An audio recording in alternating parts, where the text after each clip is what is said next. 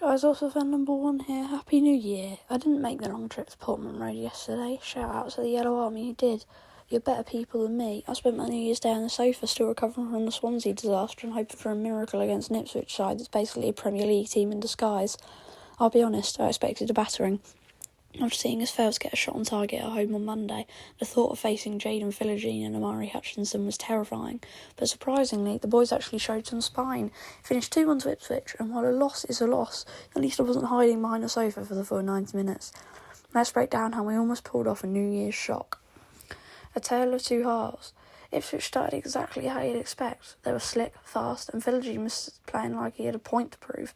He opened the scoring in the 17th minute, and I won't lie, I almost turned the TV off. Then Tyler Goodrum went off injured, which is the last thing we need, and it felt like 2026 was already cursed. But then out of nowhere, we played some actual football. A great move involving Placheta and Krastev ended with Will Lancashire slotting it home, 1-1 at Portman Road. I was off the sofa waking up the neighbours. For about 10 minutes we were the better team, but the gap in quality is just so high. Just before the break, Chuba Akpom poked in a second for them. To go in behind after fighting so hard to get level was a massive kick in the teeth. The second half was the De Keersmaker show. He had a massive chance to make it 2-2, clean through, 1-on-1, and he put it wide. Against a team like Ipswich, you get one chance like that. If you miss it, you're done. You can't give top teams second chances, and we found that out the hard way.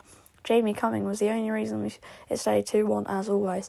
He made 2 or 3 saves that were genuinely world-class, as always. We pushed at the end, even throwing the keeper up for a corner, but the equaliser never came. We played well, but playing well doesn't put points on the board, and we're now seriously looking over our shoulders at that relegation zone. Time for the roast. Our luck, Goodrum injured on New Year's Day. I must have seriously offended the football gods recently. The clinical edge, De Keersmaker. My heart can't take those misses. We need to be ruthless if we want to stay up. The bench depth. Ipswich bring on Jack Clark. We're looking at the bench wondering where the goals are coming from. The financial gap in this league is disgusting. The board. It's 2026. Give us a manager. We can't keep going into these huge games with an interim setup. Next is MK Dons in the FA Cup on Friday night, another massive test.